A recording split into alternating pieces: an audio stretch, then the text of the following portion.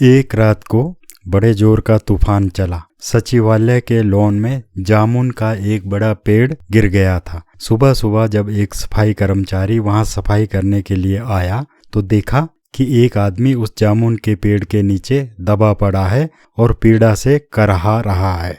उसने इस घटना के बारे में तुरंत माली को सूचना दी। माली दौड़ा दौड़ा आया और देखा तो पाया कि जामुन के पेड़ के नीचे एक अधेड़ उम्र का आदमी दबा पड़ा है। गनीमत यह थी कि आदमी एक हल्की गहरी नाली में गिरा हुआ था, वरना पेड़ के बाहर से उसकी चटनी ही बन जाती।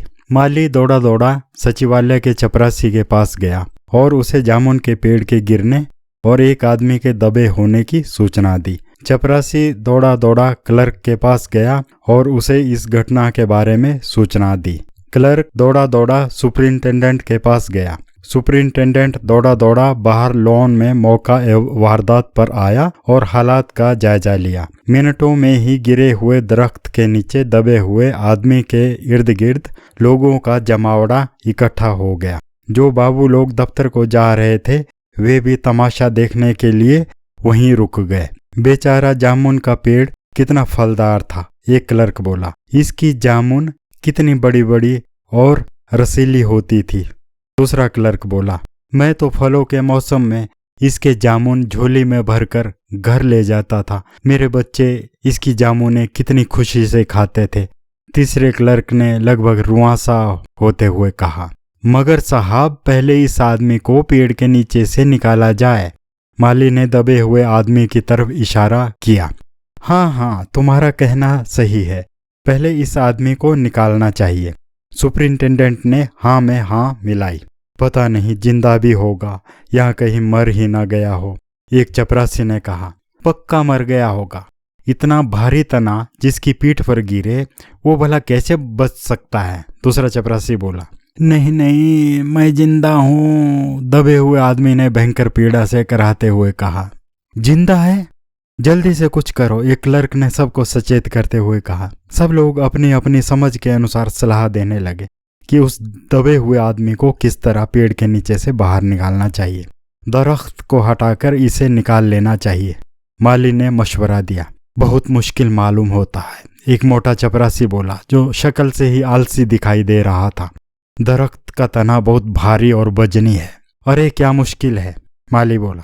अगर सुपरिंटेंडेंट साहब हुक्म दे तो भी 15-20 माली, चपरासी और क्लर्क जोर लगाकर दरख्त के नीचे से दबे हुए आदमी को आसानी से बाहर निकाल सकते हैं। माली ठीक कहता है, ये कोई बड़ी बात नहीं है। बहुत से क्लर्क एक साथ बोल पड़े। आओ लगाओ जोर, हम तैयार हैं। कुछ क्लर्क गिरे हुए पेड़ की एक मोटी टहनी को पकड़कर चिल्लाने लगे। जोर लगा के हाय शाह, शाबाश जवानों, हाय शाह। माहौल में एकदम गर्मी आ गई। बहुत से लोग दरख्त को उठाने के लिए तैयार हो गए। ठहरो, ये कोई तुम्हारे गांव के बगीचे का पेड़ नहीं है, ना तुम्हारे बाप दादा का लगाया हुआ पेड़ है, सरकारी पेड़ है। पूरी सरकारी प्रोसेस कंप्लीट करनी पड़ेगी, तब जाकर कुछ हो सकता है, सुपरिंटेंडेंट बोला। मैं इस बारे में अंडर सेक्रेटरी साहब से मशविरा कर लूं। सुपरिंटेंडेंट अंडर सेक्रेटरी के पास गया और उसे सारा वृतांत कह सुनाया। अंडर सेक्रेटरी साहब चाय पी रहे थे। वे आधा प्याला चाय का छोड़कर डिप्टी सेक्रेटरी के पास चले गए। डिप्टी सेक्रेटरी ज्वाइंट सेक्रेटरी के पास चले गए। ज्वाइंट सेक्रेटरी चीफ सेक्रेटरी के पास गए और सारा वृतांत उन्हें बताकर पेड़ काटने की परमिशन मांगी। चीफ सेक्रेटरी ने ज्वाइंट सेक्रेटरी से तुनक कर कहा, आप इतने सीनियर और सुलझे हुए अधिकारी हैं, फिर भी आप सारे काम जमा जवानी करवा रहे हो। पहले क्लर्क लेवल से एक फाइल पर नोट लिखवाकर फाइल चलवाओ। जमा जवानी काम तो हवाई होते हैं। 4 दिन बाद किसी को याद नहीं रहेगा कि क्या हुआ था। बाद में कुछ 19-20 हो गया तो जवाब देना मुश्किल हो जाएगा। वैसे भी मैं रिटायरमेंट पर बैठा हूँ। आप तो मुझे मरवा डालने का पूरा इंतजाम करवा रहे हो, मेरी पेंशन ही बंद करवा दोगे। कायदे से सारा रिकॉर्ड फाइल पर होना चाहिए। पुलिस में भी इस घटना की रिपोर्ट दर्ज करवाइए। ज्वाइंट सेक्रेटरी साहब वापस लौट आए और यही अनुदेश अपने निचले अधिकारियों और क्लर्कों के पास ऑन कर दिए। क्लर्क ने तुरंत एक फाइल बना दी। फाइल में हरे रंग की एक नोट शीट भी नत्थी कर दी गई। फाइल जीवित हो उठी और अपनी चाल से सरकने लगी। कदम कदम पर नोटिंग होने लगी।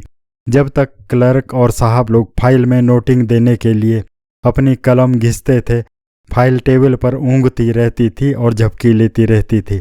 समय बीतता गया। फाइल घोंघे की चाल से चलती रही। इसी में आधा दिन गुजर गया। साहब लोगों ने पुलिस को रिपोर्ट करने की जिम्मेदारी एक लोअर डिविजनल क्लर्क को सौंप दी, क्योंकि वे अपने आप को किसी झमेले और पचड़े में नहीं डलवाना चाहते थे। दोपहर को लंच के समय दबे हुए आदमी के गिर्द बहुत भीड़ जमा हो गई थी। लोग तरह तरह की बातें कर रहे थे। कुछ क्लर्क जो नरम दिल के थे, उन्होंने पास ही के चाय के टी स्टॉल से चाय लाकर चम्मच से उस दबे आदमी को पिलानी शुरू कर दी। बीच बीच में वे पानी भी पिलाते रहे। कुछ अति उत्साही क्लर्क अधिकारियों के फैसले का इंतजार किए बिना ही गिरे हुए पेड़ को अपने स्तर पर हटाने के लिए अपनी आस्तीनों के बटन खोलने लगे। इतने में सुपरिंटेंडेंट फाइल लिए भागा भागा आया। बोला, अरे रुको रुको, हम लोग खुद से इस पेड़ को यहाँ से नहीं हटा सकते। चीफ सेक्रेटरी साहब ने आदेश किए हैं कि ये हरे भरे वृक्ष का मामला है, अतएव फाइल जंगलात विभाग को भेजी जाए। इसलिए इस फाइल को अर्जेंट मार्क फ्लैप करके जंगलात विभाग को बाय हैंड भेज रहा हूँ। वहाँ से जवाब आते हुए इस गिरे हुए पेड़ को हटवा दिया जाएगा। फाइल जंगलात विभाग में पहुंची। जंगलात विभाग में माथापच्ची करने के बाद फाइल की नोटिंग में यह निर्णय हुआ कि पेड़ हटवाने की जिम्मेदारी हॉर्टिकल्चर विभाग की है, क्योंकि गिरा हुआ पेड़ एक फलदार वृक्ष है। File by hand urgent flag करके हॉर्टिकल्चर विभाग को भेजी गई। हॉर्टिकल्चर विभाग में निर्णय हुआ कि यह मामला पर्यावरण विभाग से संबंधित है, क्योंकि शहर का AQI इंडेक्स 500 से भी ऊपर लपक रहा है। अतएव फाइल पर्यावरण मंत्रालय को भेज दी गई। पर्यावरण मंत्रालय में यह निर्णय हुआ कि जामुन का जो पेड़ गिर गया है वह कूटनीतिक महत्व का है, क्योंकि इस पेड़ के जामुन प्रतिवर्ष स्वाधीनता समारोह में भाग लेने वाले विदेशी राष्ट्रों के मुखियाओं को गिफ्ट में दिए जाते हैं। यह मसला डिप्लोमेटिक है, अतएव इस मामले में विदेश मंत्रालय का मशवरा लेना भी आवश्यक है। वहां से फाइल पुनः बाय हैंड अर्जेंट टैग लगाकर विदेश मंत्रालय को भेज दी गई। विदेश मंत्रालय ने फाइल मंत्री जी को अर्जेंट टैग लगाकर मार्क कर दी। कूटनीतिक मामला होने के कारण मंत्री जी ने अपने स्तर पर निर्णय लेना उचित नहीं समझा और फाइल अर्जेंट मार्क करके कैबिनेट को भेज दी गई। खुश नसीबी से उस दिन कैबिनेट की मीटिंग चल रही थी।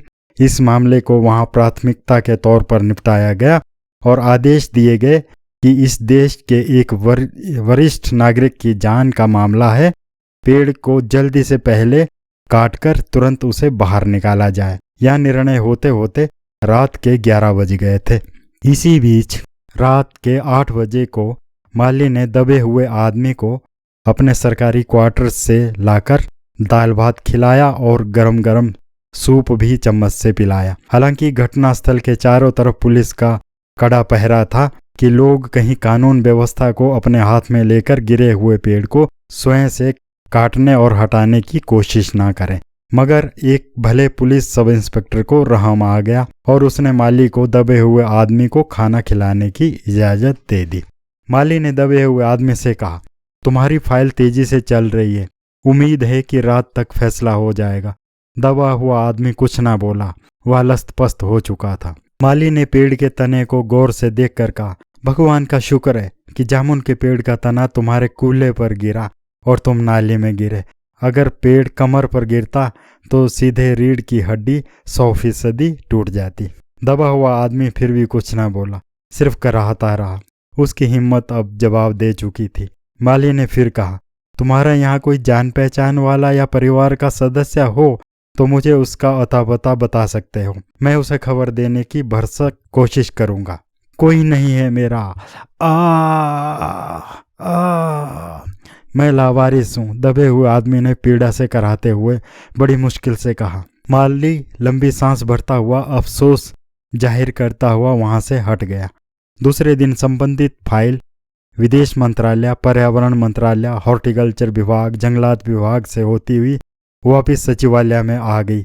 वहाँ भी वही प्रोसेस हुई जो फाइल चलाने के लिए होती है और शाम होते होते 5 बजे तक फाइल क्लियर होते हुए उस क्लर्क तक पहुंच गई जिसने मामला शुरू किया था। क्लर्क ने चपरासी को बुलाया और उससे कहा कि फाइल क्लियर हो चुकी है, जाकर माली को सूचित कर दो। आज तो शाम के 5 बज चुके हैं, ऑफिस बंद होने का समय हो चुका है। कल सुबह सुबह पेड़ कटवा दिया जाएगा और दबे हुए आदमी को निकाल दिया जाएगा। यह कहकर क्लर्क ने अपने टिफिन का झोला कंधे पर टांगा और सीट से उठकर घर को चल दिया। चपरासी ने बाहर जाकर माली को यथा अनुसार सूचित कर दिया। फिर वह भी अपने घर को चला गया। माली रहम दिल का आदमी था। रात 8 बजे माली खिचड़ी और सूप लेकर दबे हुए आदमी के पास गया और उसके मुंह में चम्मच से खिचड़ी डालते हुए उसे बताया, अरे भाई साहब, बहुत बहुत मुबारक हो, तुम्हारी फाइल क्लियर हो चुकी है।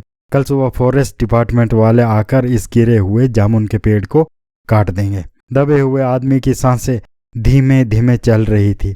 उसने कुछ जवाब ना दिया। माली बहुत खुश था कि चाहे दबे हुए आदमी की सेहत जवाब दे रही थी, मगर वह किसी न किसी तरह बहादुरी से अपनी जिंदगी के लिए लड़े जा रहा था। कल तक सुबह तक किसी न किसी तरह इसे जिंदा रखना ही होगा। इसलिए रात को भी वह बीच बीच में आकर दबे हुए आदमी की खैर खबर लेता रहा। दूसरे दिन सवेरे फॉरेस्ट डिपार्टमेंट के आदमी आरी और कुल्हाड़ी लेकर पहुंचे। सचिवालय से सुपरिंटेंडेंट और क्लर्क भी फाइल हाथ में लिए हुए गिरे हुए पेड़ के पास आ गए। सुपरिंटेंडेंट ने दबे हुए आदमी का हाथ पकड़कर उसके कान में कहा, अरे भाई साहब, सुनते हो, आज तुम्हारी फाइल कंप्लीट हो गई है। पेड़ कटवाने के ऑर्डर हो चुके हैं। अब तुम आज़ाद हो जाओगे। उस आदमी ने कोई जवाब नहीं दिया। वह निश्चेत पड़ा रहा। सुपरिंटेंडेंट ने उसके नब्ज टटोली। उसके हाथ ठंडे पड़ चुके थे। आंखों की पुतलियां खुली और बेजान थी। उसकी सांसें थम चुकी थी। उसकी जिंदगी की फाइल भी कंप्लीट हो चुकी थी। आशा है आपको यह कहानी पसंद आई होगी। कृपया मेरे चैनल को लाइक, शेयर और सब्सक्राइब कर दे। वीडियो देखने के लिए धन्यवाद।